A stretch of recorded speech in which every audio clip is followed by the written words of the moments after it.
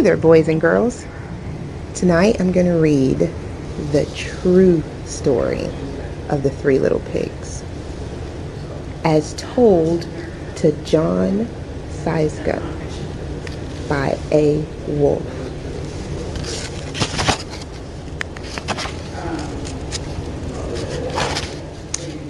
Everybody knows the story of the Three Little Pigs, or at least they think they do.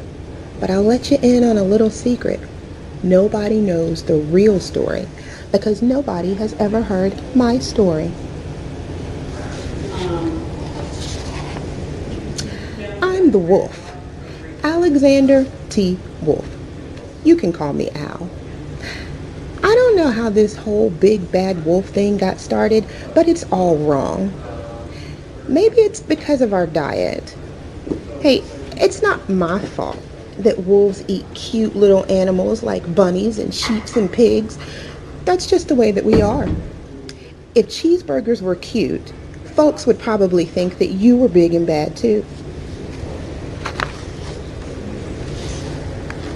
Cute little cheeseburger there. But like I was saying, the whole big bad wolf thing, it's all wrong. The real story is about a sneeze and a cup of sugar. This is the real story. Way back in once upon a time, I was making a birthday cake for my dear old granny. I had a terrible sneezing cold, and I ran out of sugar. So I walked down the street to ask my neighbor for a cup of sugar. Now this neighbor was a pig. He wasn't too bright either. He had built his whole house out of straw. Can you believe it? I mean, who in his right mind would build a house of straw?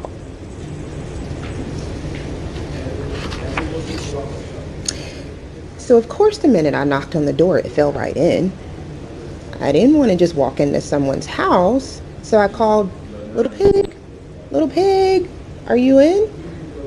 No answer.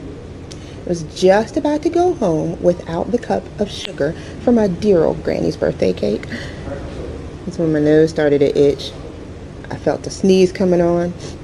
I huffed and I snuffed. And I sneezed a great sneeze. And you know what? That whole darn straw house fell down. Right in the middle of the pile of straw was the first pig, dead as a doornail. He had been home the whole time. It seemed like a shame to leave a perfectly good ham dinner just lying there in the straw, so I ate it up. Just think of it as a cheeseburger just lying there.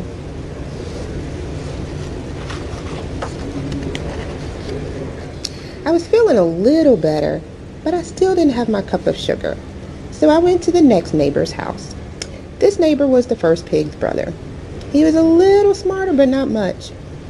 He had built his house of sticks. I rang the doorbell on the stick house. Nobody answered. He called, Mr. Pig, are you in? He yelled back, go away, wolf. I'm shaving the hairs on my chinny chin chin. Rude. I had just grabbed the doorknob when I felt another sneeze coming on.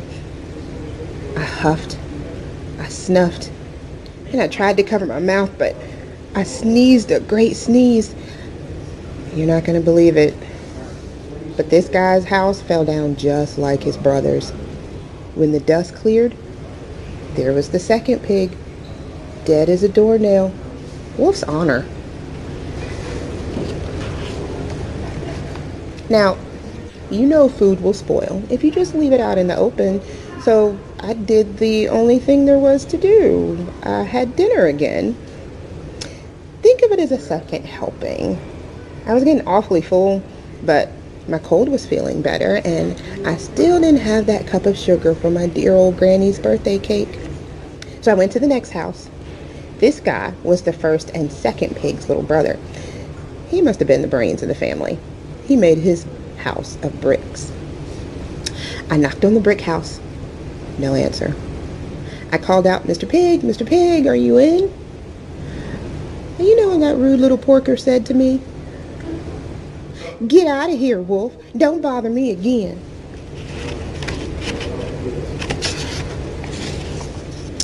Talk about impolite.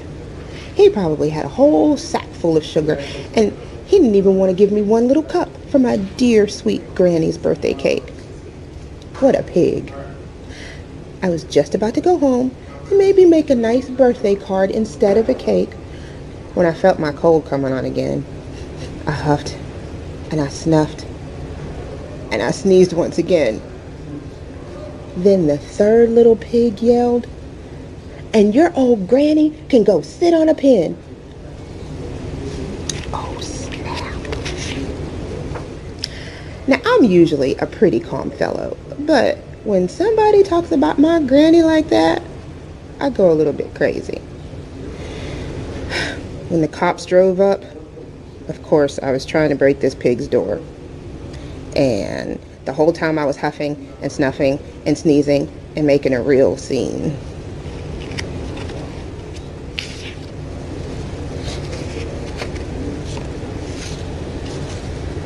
Look at that. He looks quite ferocious. The rest, as they say, is history. The news reporters found out about the 2 pigs I had for dinner.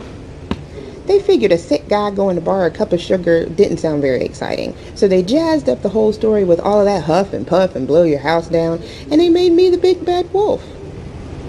That's it. The real story. I was framed.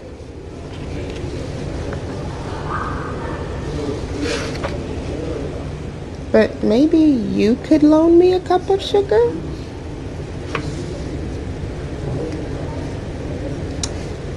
What do you think, boys and girls? Do you believe the wolf or the pig? Let me know when you see me this week in the hallway. This has been Ms. Barnett reading the true story of the 3 little pigs. I love you. Have a good night.